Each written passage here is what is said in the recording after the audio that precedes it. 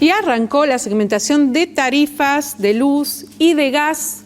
Atención, porque la inscripción arrancó el viernes para saber si vamos a tener la posibilidad de mantener o no ese subsidio. Lo cierto es que hay muchísimas dudas. Vamos a arrancar por el trámite que se debe realizar y tener en cuenta también esto, ¿no?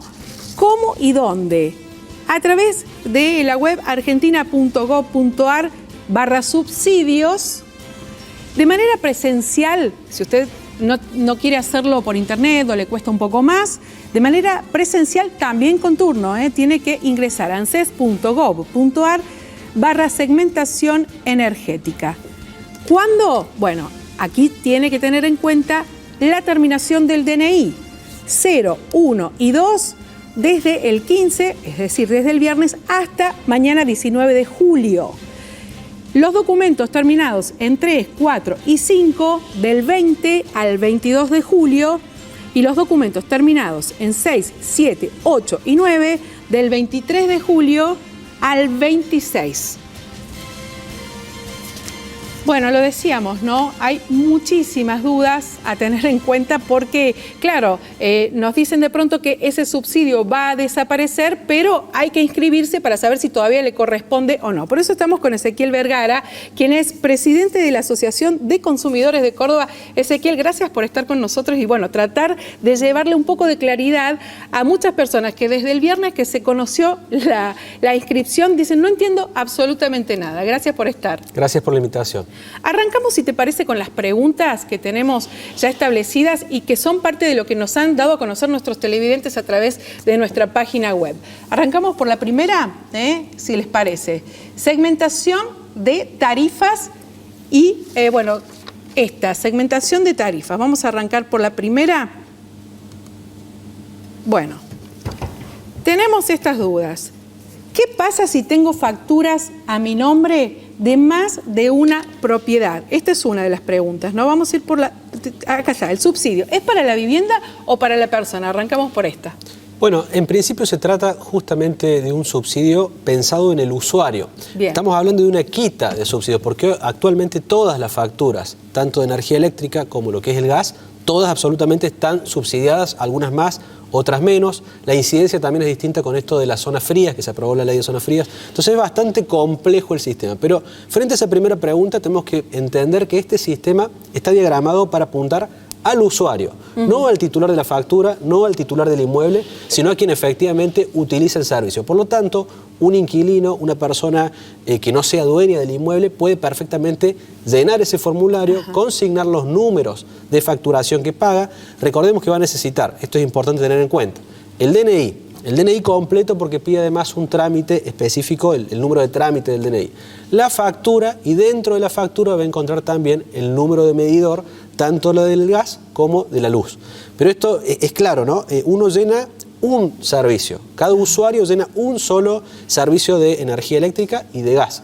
No llena de todos los inmuebles. Si tengo 5 inmuebles, por ejemplo, una persona que tenga gran capacidad adquisitiva va a llenar solamente el primero, y después va a ser un problema si en estos otros inmuebles, por ejemplo, los tiene alquilados, el inquilino llenará esos servicios. Claro. Y en todas las facturas, por más que uno no lo vea, ¿sigue apareciendo el subsidio? ¿Sigue estando ese subsidio?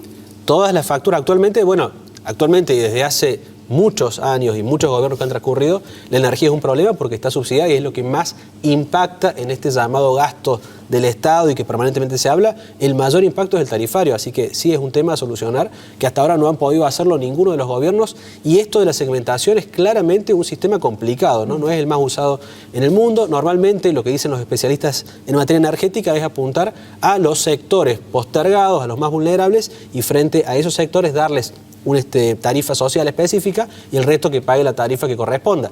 Lo que pasa es que hacer eso en Argentina con tantos años de subsidio va a ser pasar muy abruptamente de una factura a un pago exorbitante, lo que ha pasado también en gestiones anteriores que han sido determinantes luego para la gestión del gobierno. Sobre todo porque si se tiene en cuenta es una inscripción masiva, bueno, que mucha gente debe decir, pero ¿por qué tengo que hacerlo? ¿Por qué tengo que dar tantos datos? Es una declaración jurada, ¿no? Bueno, es un cuestionamiento que también hacemos desde algunas asociaciones de consumidores, porque nosotros le tenemos que dar justamente al gobierno todos los datos que ya supuestamente tienen. Claro. No debería ser ese sistema de base, ¿no? Pero También hay que tener en cuenta, y por eso insistimos sobre todo a los segmentos medios y altos, que es una declaración jurada y por lo tanto todo lo que le digamos al gobierno después puede ser usado en nuestra contra en otros temas, ¿no? Tributarios, tema FIP, revaluaciones, cruce de datos también con impuestos provinciales. Así que hay que ser muy prudente en las categorías más altas frente a ese llenado.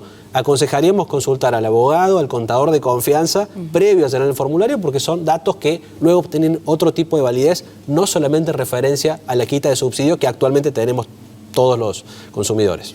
Bien, seguimos con las preguntas. ¿El subsidio es el mismo en todo el país?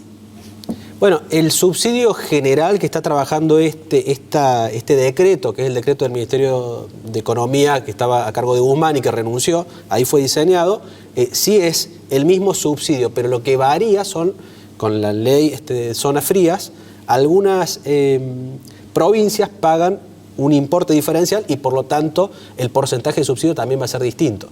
Y de hecho también para la inscripción, Córdoba no entra en esa categoría, pero también para la inscripción es mayor el nivel de ingresos que tiene que tener una persona que vive en esas zonas frías para la quita del subsidio. No sé si se entiende, pero en definitiva, en general es el mismo, se busca quitar, digamos, subsidio a toda la nación. De todos modos se va a tener que, va a llevar tiempo también en Córdoba ver qué es lo que pasa, ¿no? Tanto sin dudas, hasta que esto simplemente va a llevar un tiempito. Va a llevar un tiempo. De todos modos, ¿esto es obligatorio tener que inscribirse?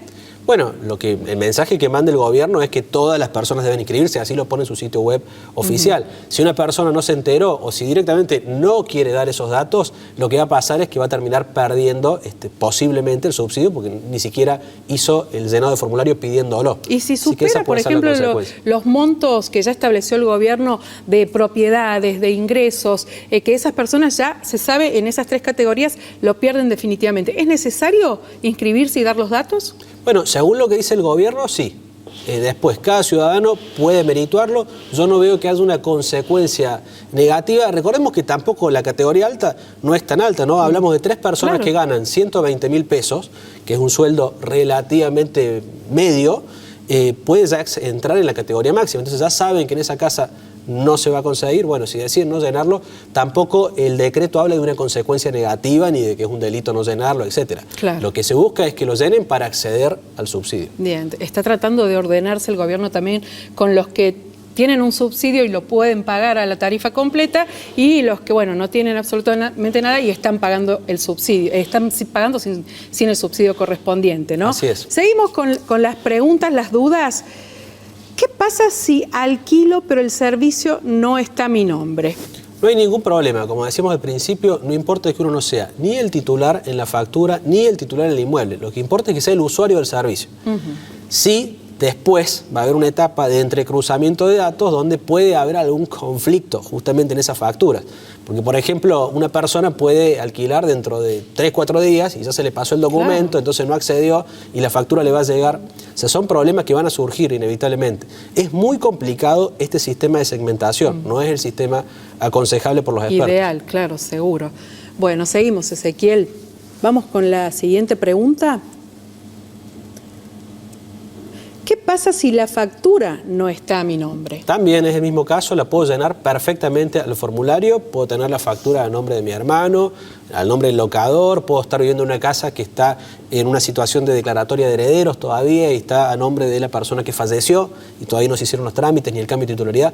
No hay ningún inconveniente en eso. De nuevo, el problema va a surgir luego en el entrecruzamiento de datos o frente a llenados tardíos de formulario y demás. Pero en esa situación no hay inconveniente. Y si en esa casa, por ejemplo, dabas ese ejemplo, ¿no? Ya se dan todos los trámites de declaratoria de heredero y resulta que son 3 las personas dueñas de esa casa. Bueno, ¿corresponde que las 3 den a conocer su declaración jurada? Es una declaración jurada por servicio. O sea, ¿pero si los 3 son dueños? Bueno, tiene que declarar, si es una sola casa y viven los 3 en esa casa, va a declarar uno solo. Uno solo. Digamos, el que pague la factura va a ser claro, el que normalmente está a cargo de las cuentas, será el que haga la declaración y las otras personas que son usuarias van a ser beneficiarios de ese servicio. Bien, ¿seguimos? ¿Qué pasa si tengo facturas a mi nombre de más de una propiedad?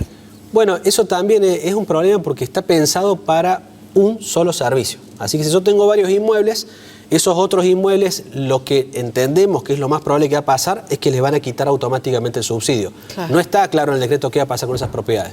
Pero, por ejemplo, en mi propiedad yo hago la declaración y las otras dos las tengo alquiladas, entonces los inquilinos de esas dos propiedades harán sus respectivas declaraciones en esas propiedades. Ahora, si está alquilada como oficina, entonces el inquilino no va a poder hacer porque además tiene su casa, bueno, esa posiblemente pierde el subsidio, lo cual es un problema porque subsidio en algunos sectores como locales comerciales, oficinas, son realmente útiles para los pequeños emprendimientos y entendemos que en ese caso se van a perder.